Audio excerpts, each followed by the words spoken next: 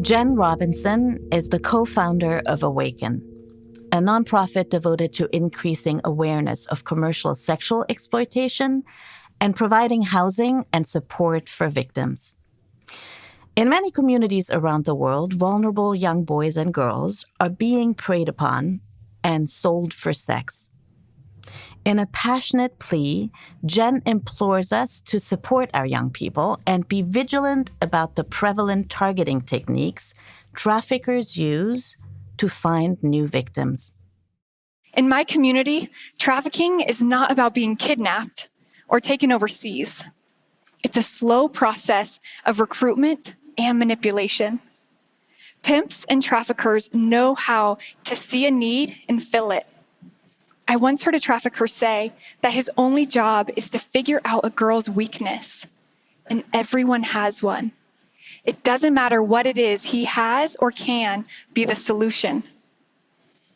I have been in the anti-trafficking movement for almost 10 years, with my recent focus shifting from adults to girls under the age of 18. They're incredible.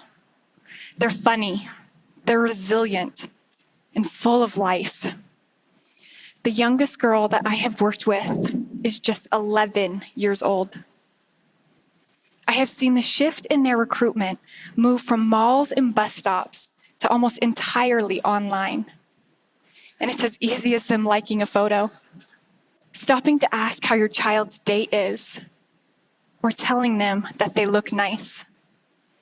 And we continue to make it even easier as we live in an age where relationship often starts through a screen and we forget what real, meaningful connection looks like. It's called the game because that is what it is to the trafficker. In this game, there are three key players: the trafficker, the victim, and the buyer. Each has a defined role, but remove just one, and the game ends. That one is the buyer. The buyer's entitlement to sex fuels this entire operation. In the business model of trafficking, the buyer is the demand. I live in Nevada, a sex tourism state, where there is no shortage of buyers. These girls, they're often still in school and go home to their families each night. There's a perception of freedom, that they can come and go as they please. But what most don't realize is the mental bondage are their invisible chains. The very answer to the question, why don't they just leave their trafficker? Simply put, a trauma bond is a strong bond that forms and is strengthened by ongoing cycles of abuse, followed by the illusion of love and reward. Victims cannot just cut these ties to their trafficker without first establishing new and healthy connections to take its place. Put away your phones, look each other in the eye, and start spending time together. Invest in the future generation.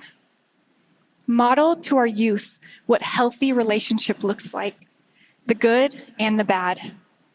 If we don't take time to stop and listen, a trafficker will, and we will continue to lose the game. Before you leave here today, think about your one, the one young person in your life that needs extra support. Where could intervention happen? Start asking open-ended questions. Privacy is exactly where the traffickers hide. Kids are good at keeping secrets, but I believe even more they want to be heard, especially by a trusted adult. The same proves true for the adults. It just takes asking the right questions and providing the space and time for them to talk.